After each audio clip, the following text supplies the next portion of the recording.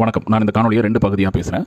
மயிலாப்பூரில் 3 பெண்கள் சாலை சந்திப்புகளில் அவங்க பெக்கிங் பண்ணும்போது, பிச்சை கேட்கும்போது தங்களுடைய கரங்களில் 3 பச்சிளம் குழந்தைகளை வைத்திருந்ததை சமூக ஆர்வலர்கள் பார்த்து இந்த தகவலை காவல் சேவர்களிடத்தில் தெரிவிக்கிறாங்க.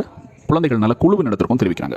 இந்த குழந்தைகள் நல குழு யார் அப்படின்னு பார்த்தீங்க அப்படின்னா, சிறார் நீதி, குழந்தைகள் நலன் மற்றும் பாதுகாப்பு சட்டம் 2015 ஒரு சட்டம் இருக்குது. இந்த சட்டத்தின் கீழே பாதுகாப்பு மற்றும் நலன் தேவைப்படுகிற குழந்தைகள் சம்பந்தமான தகவல்கள் குழந்தைகள் நல குழு, அதாவது சைல்டு வெல்ஃபேர் கமிட்டிக்கு தெரிவிக்கப்படும்.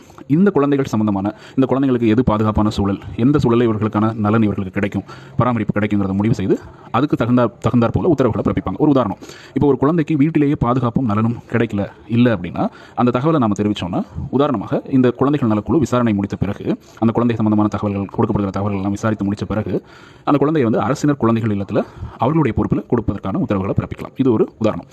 இந்த செய்தியில் உள்ள அந்த குறிப்பிடப்பட்ட அந்த 3 சிறு குழந்தைகளும் தற்போது ஒரு அரசு சாரா அமைப்பின் பொறுப்பில் கொடுக்கப்பட்டிருக்காங்க.